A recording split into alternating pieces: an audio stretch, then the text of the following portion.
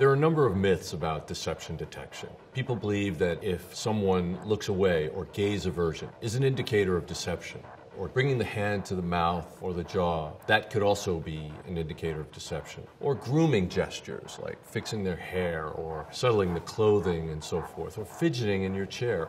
All those things are potential indicators of deception, but there's no universal indicator of deception.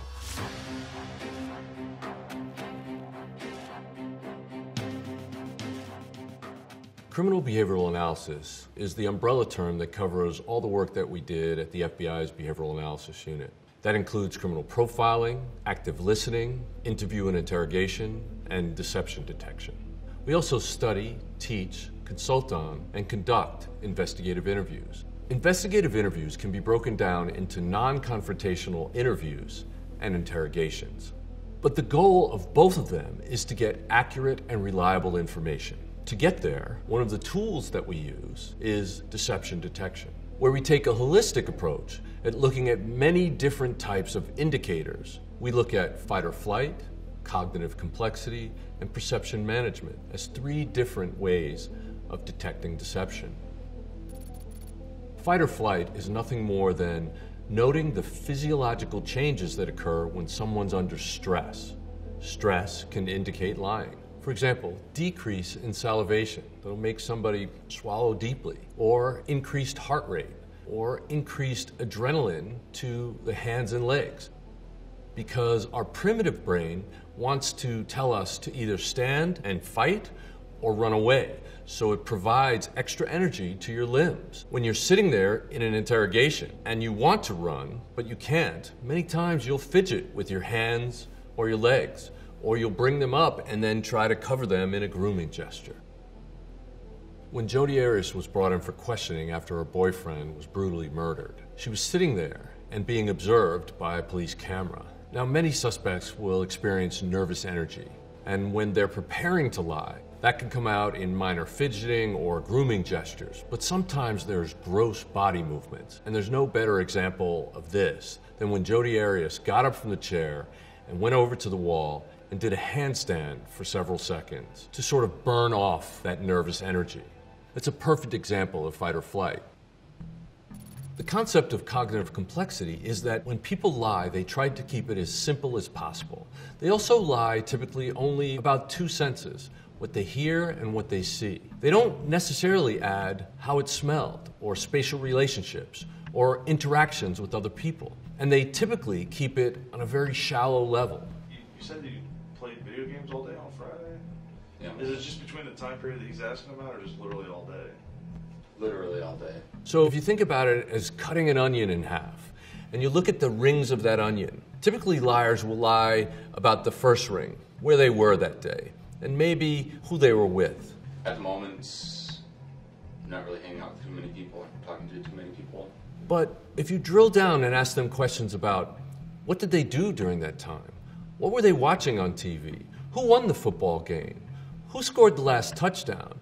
Typically, that will fall apart. Maybe I'm getting my days mixed up then. Okay.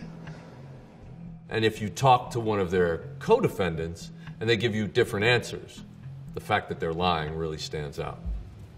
Perception management is when the suspect tries to behave in a way they think the interviewer would expect from somebody giving a truthful statement. So the suspect might believe that fidgeting would indicate lying, so they'll be very still when they're telling the lie so as not to give it away. But the fact is, throughout the other time, they may have been fidgeting all the time, and then the stillness is actually the indicator that they're deceiving. Then we look at verbal, nonverbal, and non-linguistic verbal communication.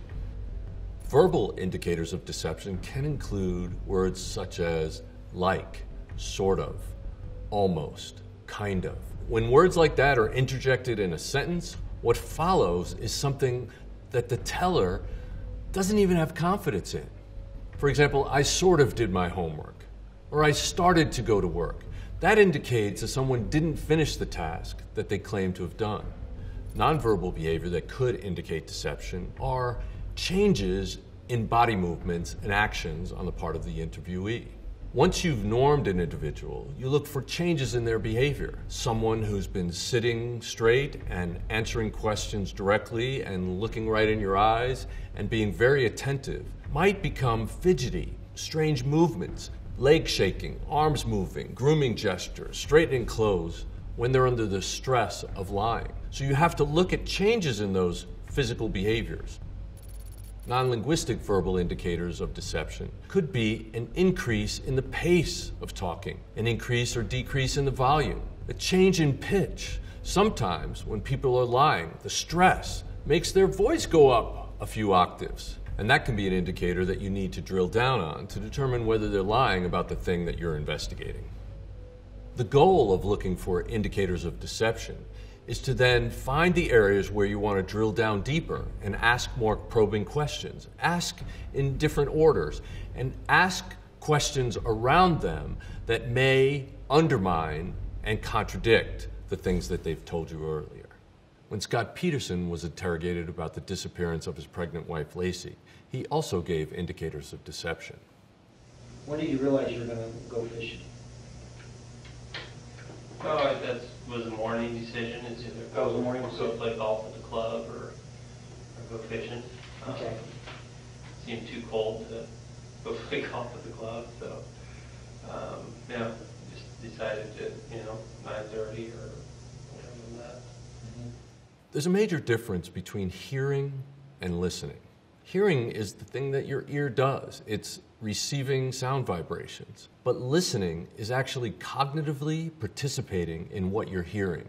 And so if you're writing something down while somebody's talking to you, you can't actively listen. And I'd like to mention the fact that this officer is questioning Scott Peterson and writing down his answers rather than looking at his behavior is a big mistake. What he should be doing is letting someone else write down the answers so he could observe Scott Peterson's behavior.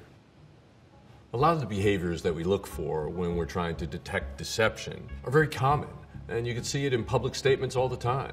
For example, when President Nixon made that infamous "I'm not a crook" statement. Because people have got to know whether or not their president is a crook. Well, I'm not a crook. He said, "And I think too that I can say." And I think too that I can say that in my public life, I welcome this kind of investigation. That in my years of public life, that I welcome this kind of examination. He was so nervous about having to say that statement that he had to build up his courage by saying, "I think too that I can say." It's extraneous information. The pace of his speaking increases radically. That I welcome this kind of examination. I welcome this kind of examination. And that's a non-linguistic verbal indicator of deception. It's again a change in behavior that's a red flag that I would dive deeper into if I was interrogating him about this. So when we're assessing President Nixon's statements, we look at perception management, verbal, nonverbal, and non-linguistic verbal clues to determine that he's actually lying. During the Whitewater investigation against President Clinton, he was accused of having a sexual relationship with one of the interns at the White House, Monica Lewinsky. And he denied that emphatically, but there were a lot of indicators of deception in his denial.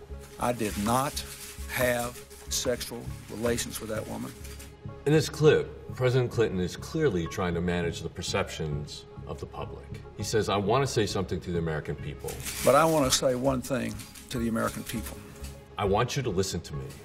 I want you to listen to me. I'm going to say this again. I'm going to say this again." 3 statements in order to set up what he's about to say, instead of simply stating it. When you're telling facts, you simply have to state them. When you're telling a lie, you have to convince the people that what you're about to say is the truth. And that's what I believe he's doing. President Clinton is a very smart man, and he's using very carefully chosen words here. What President Clinton says here is that he did not have sexual relations with that woman. Sexual relations with that woman. That woman being Monica Lewinsky. But he uses the term "that woman" to distance himself from Monica Lewinsky, when in fact, we all now know that he did have a sexual relationship with her. He also uses the words "sexual relations." I did not have sexual relations with that woman. Sexual relations with that woman. He's using those specific words because he wants people to have a very strict interpretation of what he's saying. what he's doing is committing a lie of omission. He's saying he didn't have sexual relations with Monica Lewinsky, but what he's not saying is the guilty behavior of having sexual activity with her. He's implying that nothing happened, when in fact all he's saying is, we didn't engage in sexual intercourse. So it's a misdirection and a deception, but carefully clad in very specific language that appears to be a denial when it's not a denial at all. That's what I would drill down on to find out what he actually did with Monica Lewinsky. After every confession, the investigator should drill down into the details, both with the person who's confessing and outside, to verify or refute the details of that confession. When there's inconsistency between known fact and what somebody says in a confession, that undermines the credibility of the confession. Many times cases will be successful or fall apart based on what happens during the course of an investigative interview. So we use behavioral analysis principles to determine whether a confession is accurate and reliable or a false confession. The thing is that every person is an individual, and we have to make sure that we take a holistic look at all of these things and the entire behavior that a human being exhibits when they're undergoing interview or interrogations.